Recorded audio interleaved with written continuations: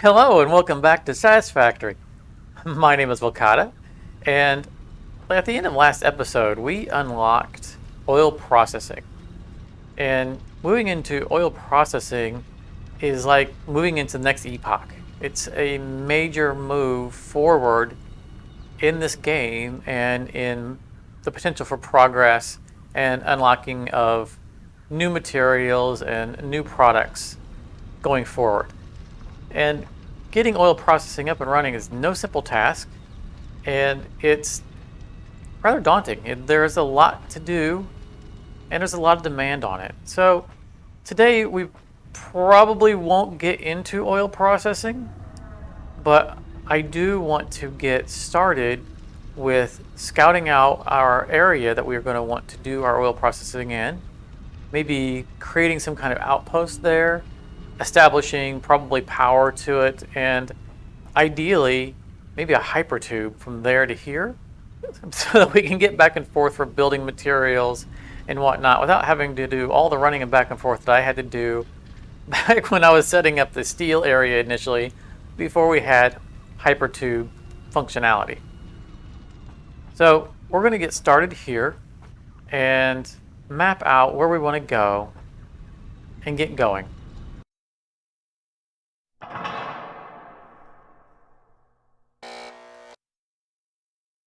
So before we go out on an expedition for oil, I thought it'd be a good idea to stock up the Explorer so that we can, take materials with us to make an outpost.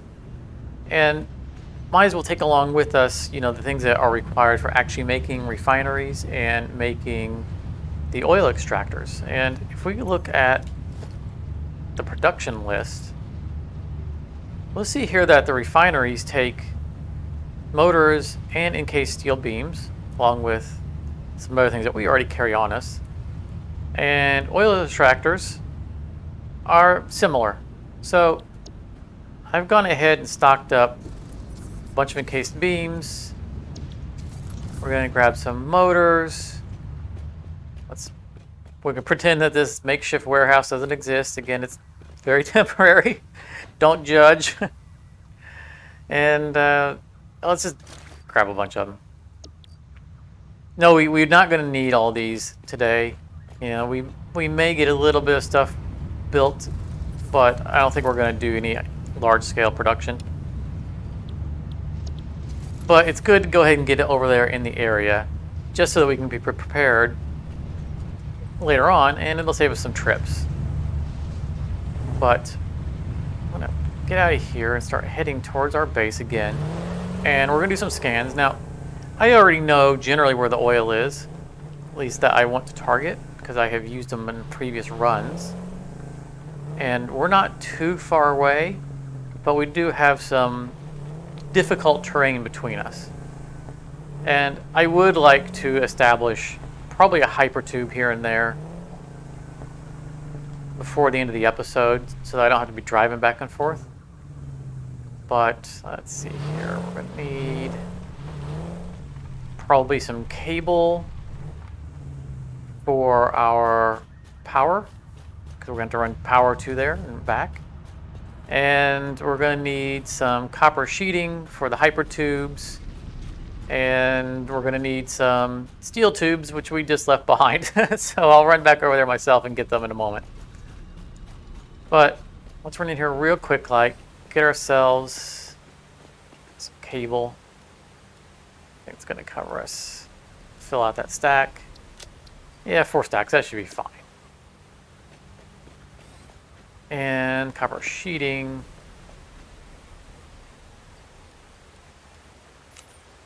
That's probably enough. We need to keep in mind that as we steal from this storage, it's not getting replenished because we are using 100% of our production at this point going towards our rotors. And the rotors are sinking once they overfill, so there will never be a backup of them. All right, so let's go ahead and scan for oil. And I can show you on the map where we're going.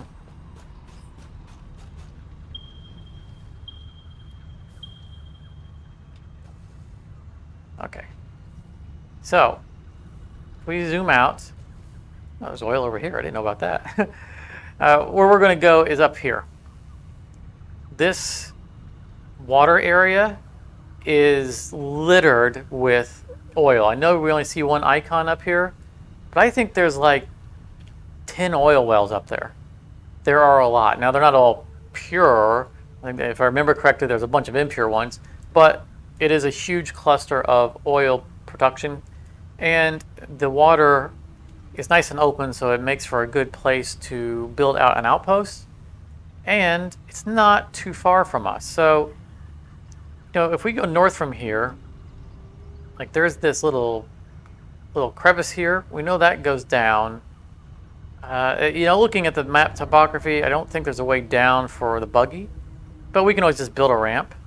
And I know from experience that there are a number of passages around and through this area.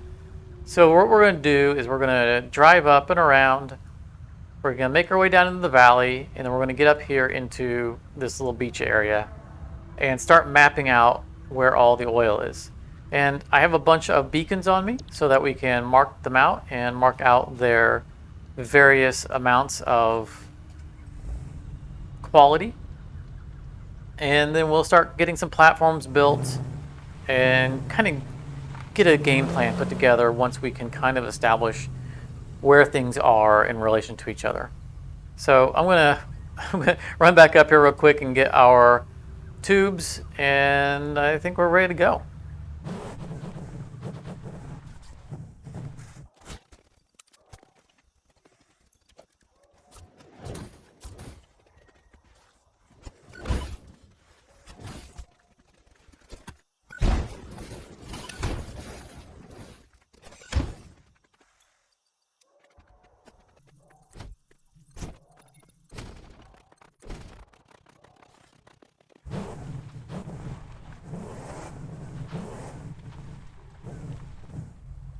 And here we are.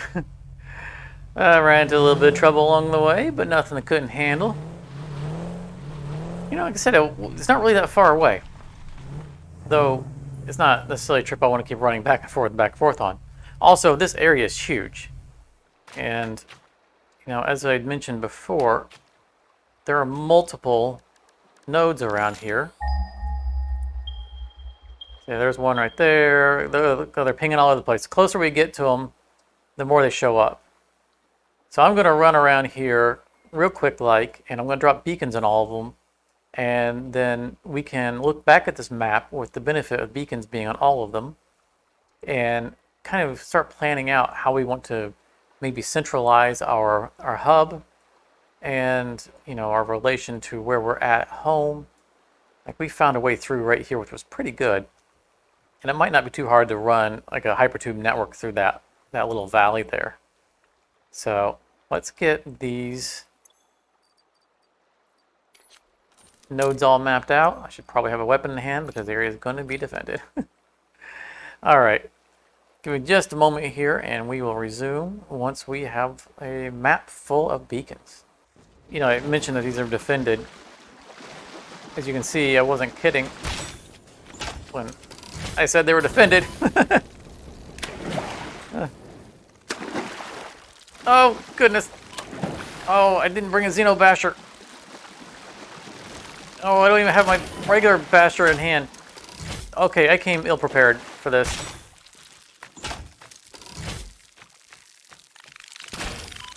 Okay. Well, this is going to take a while. Take the entire episode by fighting these. So, let me get back to the time jump. Sit still. All right, I've got them all mapped out, I think. As you can see on my compass at the top, there are a lot of beacons. Take a look at the map. So we have impure, normal, pure, normal, impure, and impure. So you can see there are plenty of nodes around here, though they're not all great. But you can bring them all together, and that's what we will eventually do is get through here and just pump them all into a central location And I went ahead and put the pumps on them. Nothing's hooked up. They're just sitting out there. And it's going to make it easier for me to kind of spot them, beyond the beacons, just seeing them already up. This makes things easier. So that's what I've done. Next, we need to kind of decide where we want to actually start our platform. And again, our base we know comes through here. And this seems pretty central to all of them, and especially close to the big ones, right? These are the pures, our normal, and our normal. And then later on, we could start pulling all these impures together, as things go on. So I'm thinking kind of up in this area, we have plenty of ocean here to kind of build over. And the refinery areas are huge. They take up a lot of space, and especially this one because there's so much of oil available to us. So we want a big area to work in, and this is a good area to do it in. And later on, hopefully we can get maybe a train station down here and just unload everything from the platforms to wherever it is that we're able to fit a train station. So I think that's what we're going to do, is start laying out foundations, something that we can, keep our feet dry, get out of this water, and not run into things when we're going to expand. So we won't attach it, like directly to this, because we want to be able to go in all directions. When we find that, well, we need to put more refineries over in this way, and, maybe more refineries in that way. Just, we don't want to bottle ourselves in. So we'll probably do something like this and just start making maybe a big block.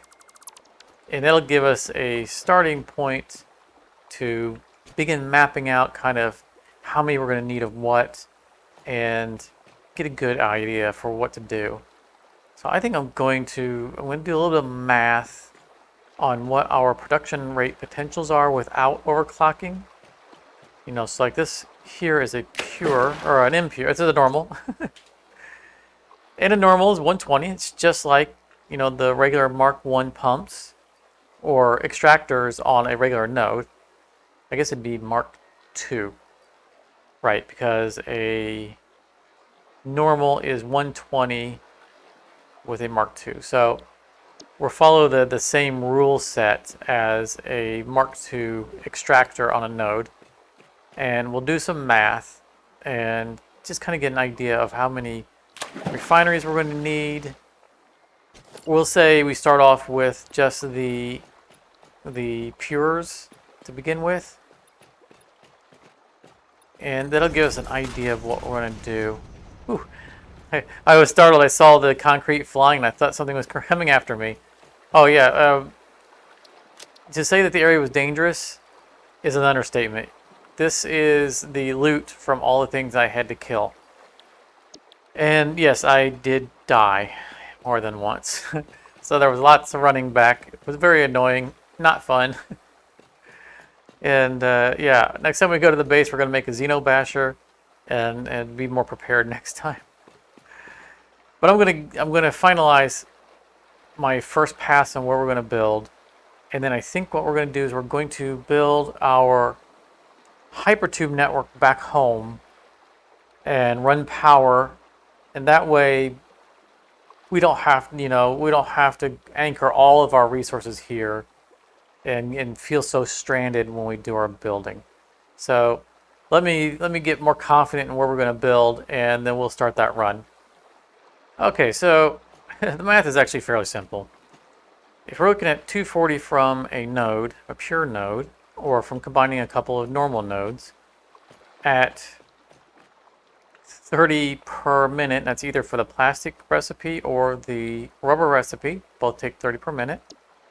That'd be 8 machines per 240 on a pipe.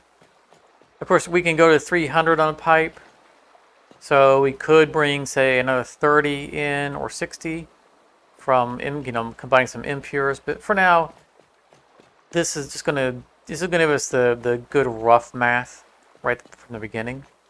And in fact, we will probably go to 300s. But this is 8 machines for a 240. This is just like a starting point. If we combine up to a 300 and a pipe, then we're 10 machines. But this is what 8 machines look like. You can see this is not small space.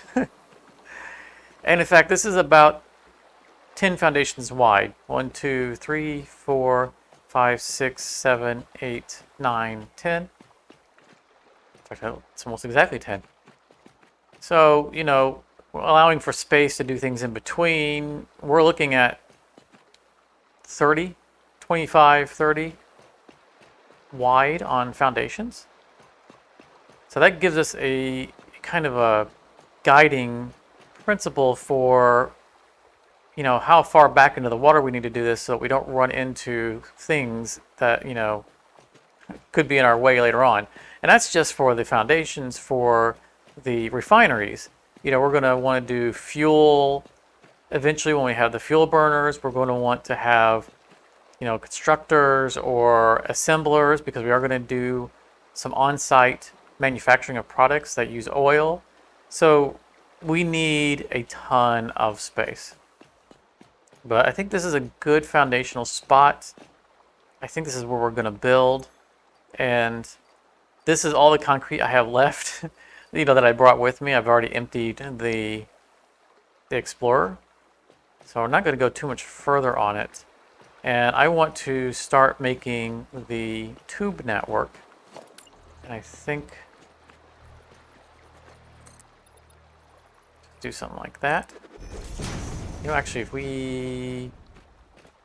we just call this the middle. I mean, it's kind of arbitrary because I just tossed them down to line them up, but call this, you know, this kind of lines up nicely with the beach. Let's do like that. We can move the refineries. There was no intention of those being permanently there. And I think we just run ourselves a tube network and, you know, stack it up a bit so that we can run belts as necessary. Then this is a good starting point. We'll just say that the tube ends right here. Let's go up. Let's that'll give us room for 4 belts. I don't know that we're going to do 4 belts for anything, but it gives us a starting point. You know, we could end up sending oil products back to base, you know, temporarily. You know, I really don't know. It'd be more likely that we would bring some things here for oil manufacturing. We'll have to consider it, but I think for saving space, let's do it 1 fewer. We're gonna be running this across the map. That is not the right thing. Nope, nope. What I want is this, and keep clicking until it gives me what I want. No. Oh, I went past it. All right. You know, maybe something like that. So I'm going to start running this. This is going to take quite a while. I also want to get up on some of these plateaus and look for, you know, like maybe crash sites. Because if we look, you see all this black? This is because we haven't been at a high enough elevation to see over these. And I would like to get onto high elevation to look over them. You know, this right here is a ramp from our space elevator right behind it. But this is where we got one of our hard drives from, and we know that this whole area is poison. I think this is poison as well. So going over it's probably not going to be viable. But I think I would like to do some platforms, just, you know, temporary platforms, and get up high, get some visibility, get things mapped out. That's so not what I want you to do. And do that kind of as I go along. Because after we have our hypertube, we're not really going to be physically in these places very much. We're just going to be flying past it. So if I find any crash sites or anything of interest, then I will, you know, I'll record like picking up any hard drives. Again, this is going to take a lot of time. Probably, you know, again, if we find anything, I'll show you. Otherwise, I'm going to get that tube network up and running. All right, the pipe is done. The tube network is done. I hope. I ran power and the tube, and I tried to be mindful of, keeping clearance so I can still drive through. Again, I don't know that this is going to be permanent. I would always like to have a tube back and forth between the annexes, but, I don't know, we'll see. And I ran a few conveyors just to make sure they clear properly. You'll see what I'm talking about. But I didn't run an actual conveyor line. It's just all measured out. Until we decide what we're going to send to where. But here's the inaugural ride. We brought it to the house. Didn't know where else to really take it. Okay, good. At least we can make the jump up to it. This sure beats walking. We'll still need to drive the vehicle back. It's still at the outpost. Yeah, see, here's where I ran a little bit of conveyor just to make sure it would work properly. Make sure it's not running into terrain. That was a nice little ride, wasn't it? Woohoo! Ooh. All right, as much as I want to ride it back, I need to drive this back. Although, well, no, we don't have enough inventory. I was going to say we could potentially just pick it up, but there's still stuff in it. Oh, yeah, there's stuff in it. We need to... Let's do a temporary... What are we looking for? Organization. Let's just toss down a box. Just something to throw stuff into. And get rid of the things that we know are required for here. Wow, I really went through a lot of material. Let's toss all this concrete in here. This is stuff that we're going to use in the construction that we don't want to have to bring back. So let's get all of those and all of those in there. That should save us a bit of a trip. And I probably want to pick up the ramp for the buggy. I don't really like to leave just random ramps lying around. Although, maybe we'll come back to it and kind of try to solidify it into something that looks more appropriate and remains functional. This ramp right here. It was just a temporary thing. But I don't know. We might come back and smooth it out, make it fit with the terrain a little bit better. I'll think about it. For now, it's actually quite useful, so we're going to keep it. And yeah, see, like I said, I was trying to stay aside so I could still get this through here.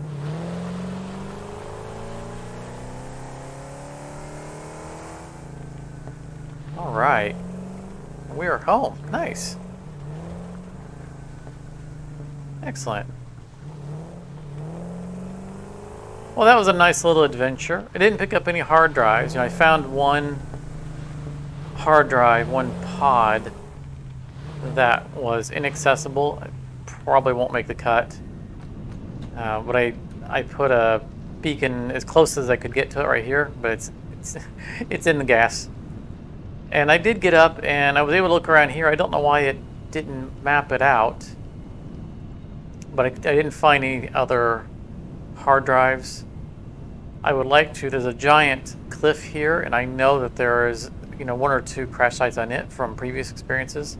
So again, I build out here in a previous save, and there's a crash site down here that I don't think made the cut that takes motors. Now we have motors, so I want to run and get that as well. And these are just crash sites that I opened, so I flagged them so I wouldn't re-explore them. And, just maybe make another pass to the area, try to get as much of this black covered, as possible. So that's something I want to do because I know that there's a hard drive there that we can access. And I will probably do that between episodes. I don't know. We'll figure things out as we go. I don't really need to open any hard drives right now. If you open a hard drive, it can only give you alternate recipes for things that you can already do. And so you don't want to scour the map for all the hard drives too early until you have some more of these things unlocked. Like, there are alternate recipes for computers that would be nice to have an option for. We couldn't get them right now because we haven't completed this milestone. Just kind of looking ahead for the stuff. Gas mask, we can get that fairly soon, which means we'll be able to get to that other hard drive. And of course, it'll be nice to get up here and get this because we need to get these fuel generators. That's a big deal. But we can't make heavy modular frames through automation yet. We can make them by hand, but you know, the rule for the series is that we don't make things by hand to push progression. So we need to unlock this first, get our manufacturers, and then set up at least one machine to make heavy modular frames before we can move forward. All right. Well, I think we're pretty tight on time. It's let's see how much time we have left and see if there's anything we can get done before the end of this episode. All right, so we had a couple of minutes left over, and I was thinking about it, where we're going to go with our next episode and where we're going in general. And we desperately need a little bit of plastic and a little bit of rubber. And, you know, we hadn't done any real building in this episode, so I thought, you know what, let's just do a quick time lapse, throw up a few temporary machines. Everything you see here is completely temporary. It's all going to be torn down. I'm moving it off to the side so it won't get in the way of future construction. And this is going to give us 80 rubber and 80 plastic per minute. Also, there's a different dynamic when you get into oil. We now have to deal with byproducts. In this case, it's going to be heavy oil. And so we're going to convert that heavy oil into coke because we have to do something with it. Otherwise, it will stop producing the rubber and plastic. And that also gives us an opportunity to just burn some of it for fuel, to give us a little bit of power for the manufacturers that we're soon to bring online. And the rest of it's just going to go into a sink. Didn't want to invest too much time and too much effort into it because, again, we're going to tear all this down very soon. But this will allow us to unlock the next milestone in the hub, which will give us manufacturers and allow us to start making heavy modular frames, which we're going to need in the immediate future. With that surprise build out of the way, surprise not just to you, but to me as well, we're going to quickly unlock the industrial manufacturing. We only have a couple of minutes, so we got to do this fast. This is going to give us our manufacturers, which is really important, and it's going to help us better plan out our, not only our next episode, but our next, coming episodes. Give us more available options for what we can do as our supplies and builds allow. Milestone reached. The manufacturer increases production straight back to home. A critical look at production line logistics and let's get with our outro here. During integration. The truck allows for increased efficiency in transportation, automated or otherwise. All right, what an episode. What an episode. We got our area mapped out and a basic outpost set up and prepared so that we can start building out our oil infrastructure. Now, the oil is going to be a multi-episode project. We're not going to just knock it out in one episode. We're going to have upgrades that are going to be necessary. It's going to be a large build, and some are going to come to it and leave and back and forth. Also, it's going to be very power demanding, so we can't just drop it all in one time and expect our factory to survive that kind of massive power drain.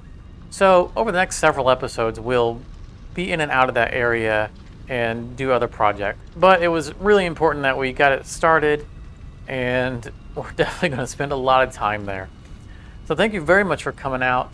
I hope you enjoyed this episode. It was a little bit different because we didn't spend a lot of time on building. It was more walking and talking and getting a little bit of exploration done. And sometimes those are the kind of things that need to be done. The game isn't just all about building. But if you enjoyed it, be sure to leave a like and leave a comment if you have anything to say. Love to hear from you guys. And if you're new to the series, consider subscribing. We're starting to pick up a little bit of steam, which is fantastic. But thank you very much for watching. Thank you for hanging out with me, and I really hope to see you in a future episode.